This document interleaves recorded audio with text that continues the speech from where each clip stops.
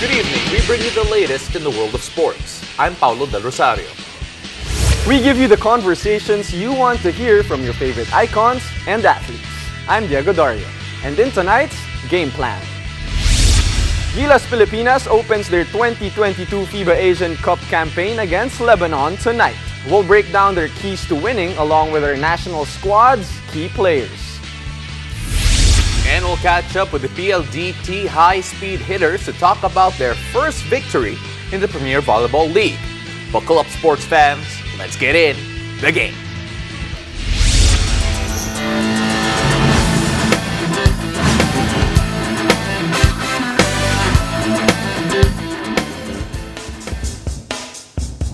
We are hours away from the opening match of Gilas Pilipinas in the 2022 FIBA Asian Cup versus Lebanon. Joining us tonight to preview the showdown is Gilas and Terra Firma G big man Isaac Go, the Big Chill. How are you, my brother? Good. I'm good. I'm getting better each and every day. Pa wants to say something. He just doesn't want to say. Yeah, no, I want to say something, which is we're really happy you're getting better each and every day, and we can't wait for you to get off crutches so you can come here on set. Okay, let's start this off. Isaac, before we move on to the game against Lebanon, how important was that last win against India to gain some momentum heading into this game against Lebanon?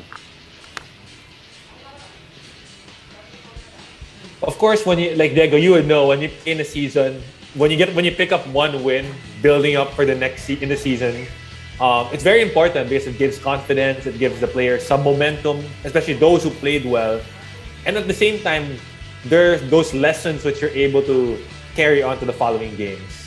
Of course, no game is going to be easy, and Lebanon is going to pose a challenge to our team, especially with our lack of size. You identified a few of the key players from Lebanon. First of all, as a group, as a unit, how dangerous is this Lebanon team? And who do you think we should watch out for the most? This is a Lebanon team that I think that has risen in the last few games, in the last few months actually, where maybe if you look at their Asia rank, their rank is 54, but they've slowly gotten hot and one of the hottest teams. They won an Arab tournament early this year in the first time in history. They had dominant wins in their bracket. And I'm going to be careful how I pronounce these names because I'm trying to look at them. Kaya mo yan, Isaac. But they do have Arak G, a deadly shooter, who shot 55% from three-point line. They also have the big man Haidar and the 6'4" guard Darwich, who played well also in that Arab tournament early this year. So this is one of the hottest teams moving forward. So just to recap that, Isaac, because your connection just got a bit wonky there. You mentioned Waik Arakji, a shooter that you mentioned averaging 19 points per game in the qualifiers, and Ali Haidar, a 6'9" veteran center that did play all the way back in 2015, the FIBA Asian Championship. And of course, Sergio Eldarwich, a 6'4" guard that's going to be a problem for our backcourt just considering his size. At syempre, Isaac, I'm using this to review also because I'll be calling one of the games on the live streams. But when you look at this, the keys to winning for this team, talking about our Gilas Pilipinas against Lebanon, what do you think are the things that we need to focus on the most? First of all, I think better cohesion and execution, and that's going to be a result of the time they've spent, especially now that we've played together for quite some time. The core of this team played in the last window, so this team that is going to go on and improve. The second key would be to start out strong, especially with a team that's on a roll with this kind of momentum. You have to find a way to break it. You have to shock them. You have to throw the first punch and scare them. Because once you provide that, now there's a shock factor. They're reeling back. So you're the one dictating rather than you're the one trying to catch up. And lastly, better shooting, man. We know that we struggled against the New Zealand game in terms of shooting. It has improved. It has improved against India, and hopefully we can carry that moving forward. We have had time now to shoot. I think they have had time to shoot at the venue, get a feel for it, and learning how to play with one another. Maybe they've learned certain quirks that each player wants to hopefully let them shoot better. Yeah, and Isaac, you mentioned having a strong start, but easier said than done. How do you work on that with your experience as a player? It's the mental side. It's the preparation before the game. It's understanding the scouting report. It's understanding what the job is at hand and having the right mindset to have that strong start, to send the message, and hopefully bring an energy and effort to the game. Isaac, it's so easy to say, kailangan natin ayusin yung shooting natin. But when you look at the shooting of Gilas Pilipinas, in the last few games, it hasn't been there. You can argue it hasn't been there since even the SEA Games. When you look at this group, the group that we have right now, if the shooting doesn't fall, how important is a plan B para sa Pilipinas? They have a pretty good plan B, especially that you have guards who can create off the dribble. You have a lot of guards. Basically, look at our guard route. 30, Kiefer, Ray, RJ, SJ. You have a lot of guys who can go create, go get a bucket. And even with spacing, these guys are really crafty that they can find a way to get a basket or suck the defense in to make our outside shots a little bit easier. And Isaac, lastly, you mentioned better execution and chemistry, but there are actually some of new players here in the Gilas team. Do you think that's going to be a challenge for them? It's going to be their first time playing with guys like Ray Parks, maybe Poy Aram? I think so. There's always a learning curve for this, but if you look at the players who are coming in, they're veterans. They know how to adjust. So I don't think it will be a big issue. It will just take a little bit, maybe first quarter, second quarter, just to get a feel. But as the tournament progresses, I think that they will gel well. Isaac, because I know that you've tried to scout this Lebanon team as best you could. When you look at their biggest strength that Gilas has to watch out for, what do you think that is? I think it has to be guard scoring. They have to stop Arak G and I'm Darwich. You said it correctly a while ago. I'm trying to copy you, but it's just that this team is really hot right now. Anyone can explode, and everyone is just playing really well for them. So you can't let any of them get hot. You can't let any of them dictate. So if you start off strong, as I said earlier, it's just going to throw everyone for a twist and maybe catch them off guard. All right, Isaac, we're going to talk a bit more about Gilas Pilipinas when we return. Jegs? Our 2022 FIBA Asia Cup preview continues because after the break, we'll list down some of the key players for Gilas Pilipinas in their upcoming matchup against Lebanon. Stay tuned, you're watching The Game.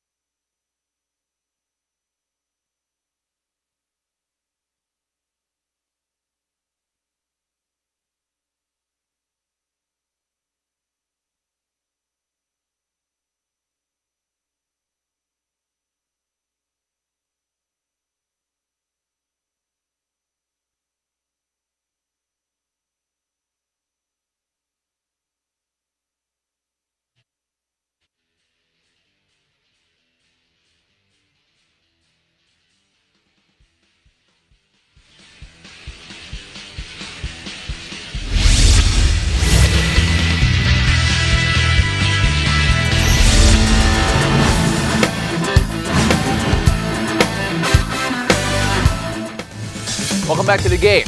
Now, as we await the opening tip of the matchup between Gilas Pilipinas and Lebanon, let's take a look at the final lineup suiting up tonight for the Philippines.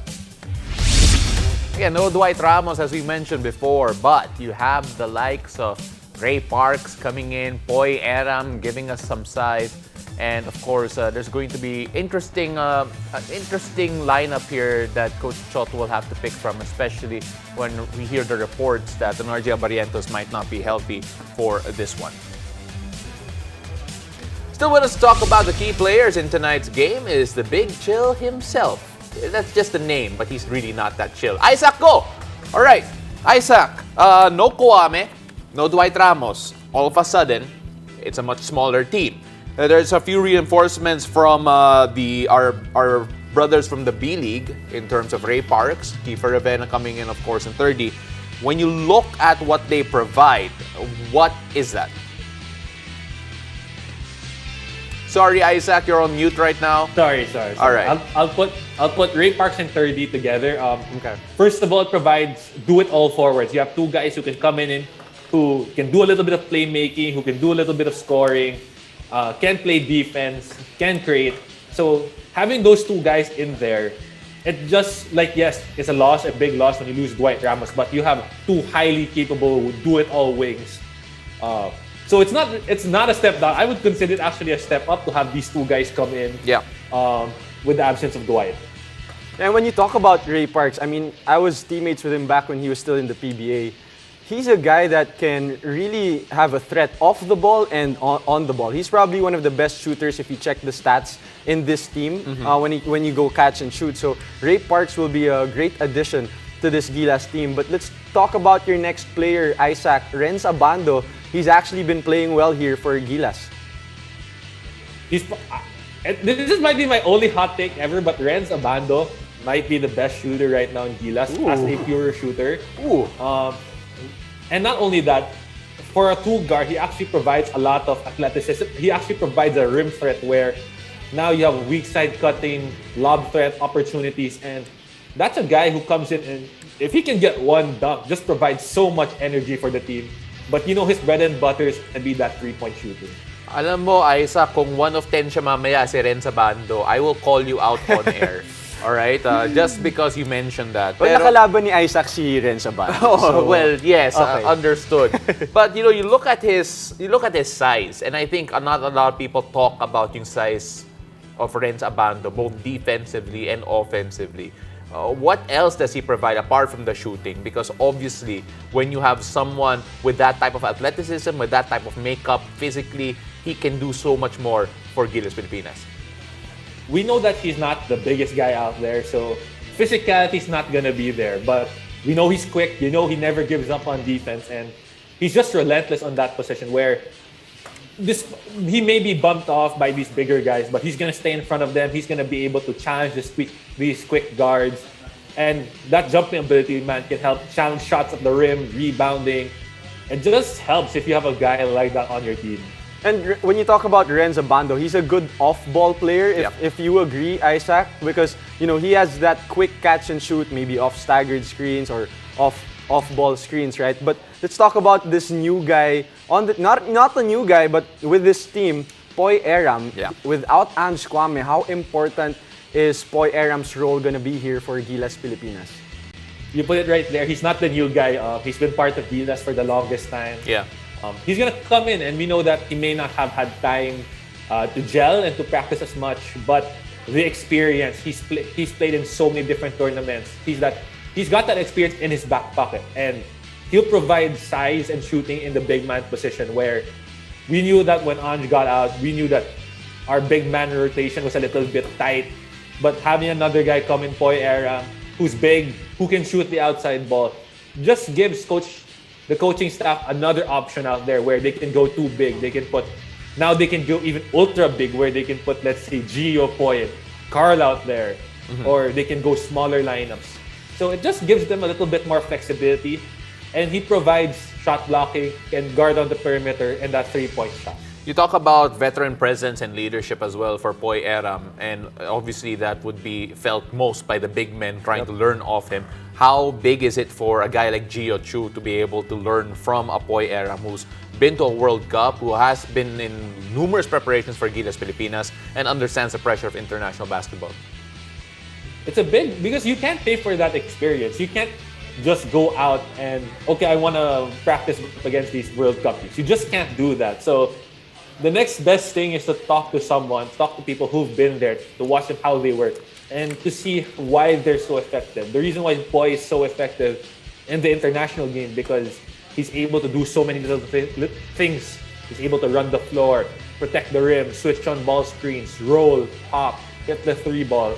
And it's just allowing you to give a different perspective on basketball, because you know that as much as we like to compare players to one another, each player provides something new, something different that you can. If you can just be a sponge every trip down with the national team, you're gonna learn something new. And Isaac, we heard that some players will be out due to injury. How important is, mixing up the players, the rotation, and limiting the minutes, because they're gonna play multiple games here in this one?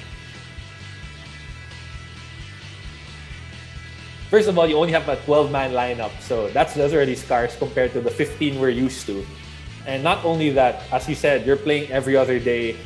Teams are going to scout you, especially in this type of format where everyone's watching, so that if you're able to change up, you will get scouted, yes. But it also just makes it much more difficult for opposing coaches to game plan for you.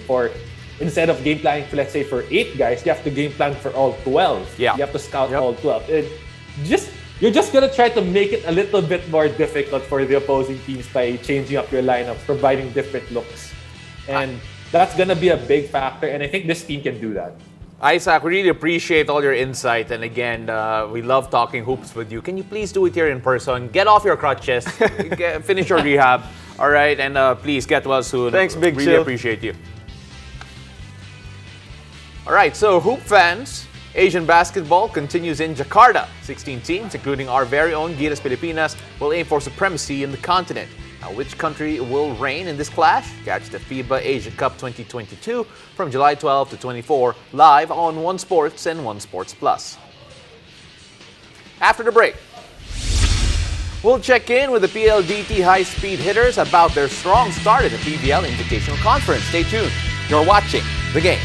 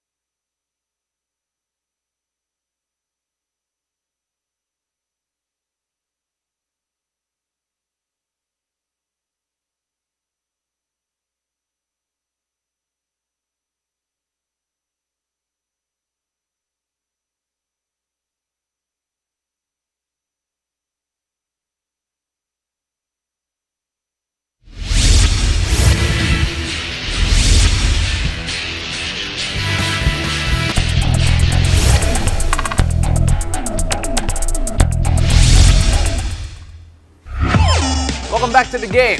The PLDT high-speed hitters opened their PAVL Invitational campaign, conference campaign rather, with a straight-set victory against the Chery Tiggo crossovers. Now, joining us today from the PLDT squad is Mika Reyes, Jessie De Leon, and Kath Arado. Ladies, welcome to the game. Hi, idols! Unang-una, congratulations. What a win last time around. And I am still amazed that that game only lasted officially 24 minutes Ang bilis, long. no? Oo. Pero Mika, I want to start out with you kasi we didn't get a chance to talk before the show. Kanina tinanong ko si Jessie kung if you really still are best friends. And I just want to confirm if you are still best friends. Ayun, nakamute, sorry. I need to hear what you're saying. Ayan na. Mika, sorry, nakamute ka kanina. So, can you confirm na you're still best friends with Jessie, with her right there? Nako, sorry Mika. Looks like your audio is So, si cutting off a Jessie yung bit. itatanong muna pero natin, no? no, Jessie answered already and she said yes. She said yes, they're still best friends. And just to confirm with that. But I want to talk about this match first, Jessie. Jessie, when you look at this this start, maraming masasabi na perfect start to. What could you say about yung performance ng team ninyo, especially against a team like Chery, who's trying to bounce back from, not a result that they wanted last time around? I think this performance is very important for us kasi the first time na yun nga, magkaroon naman opportunity na bumawi from our last conference. And this time, syempre, mas marami na kaming preparation.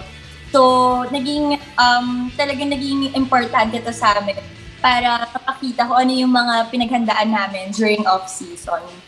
And Jessie, yun nga, may mga balita nga na grabe yung off-season training nyo. Pero, revamp team kayo last season. Ngayon, medyo mas may chemistry na kayo together. Kamusta naman yung pag-gel nyo dito sa bagong conference?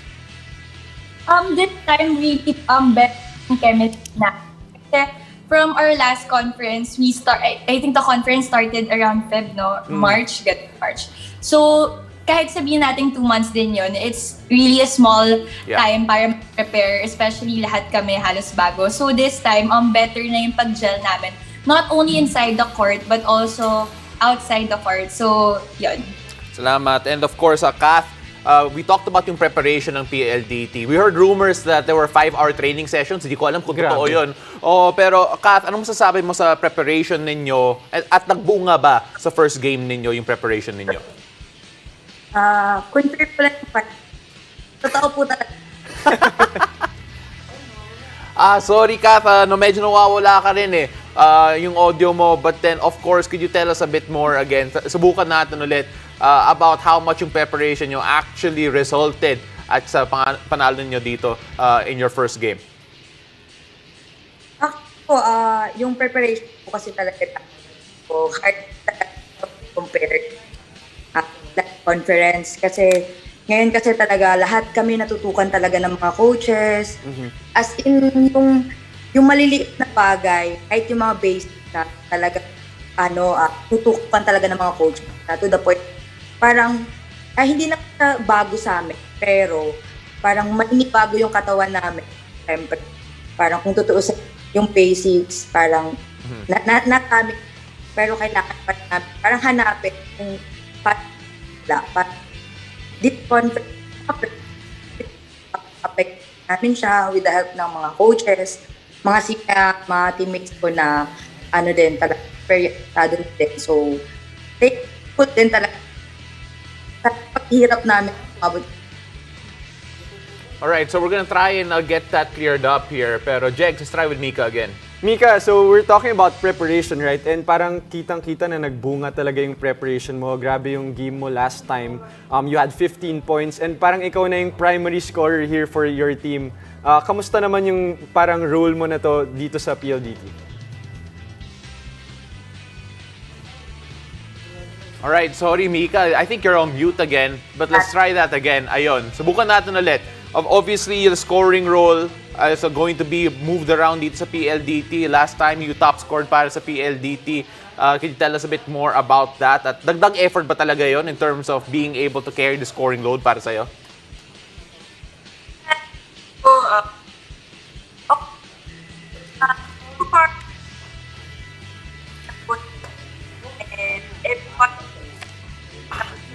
Mika, we're really sorry, but then we really can't hear you well. Pero yung gagawin namin is we're gonna try and get you back on the show and try and get clear answers from you. Kanina, we were able to hear from Jessie better. So, Jessie, we're gonna go to you first. May connection naman silang Oh, dalawa. no, eh, and so. talking about that connection, I actually want to ask you about Mika eh. Kasi when we look at the scoring, and she can't really reply at the moment. Kaya this is all on you. You can say whatever you want about Mika.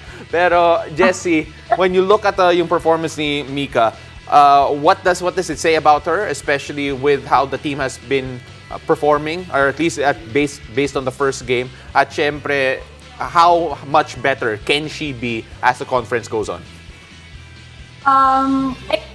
This type ng performance niya, nakuha niya na yung group niya in terms of Samet team and as a leader din. So it's very important yung role niya ngayon kasi she's not only acting as yung main scorer natin, but also yung pagiging leader niya sa team namin since most of us are young din.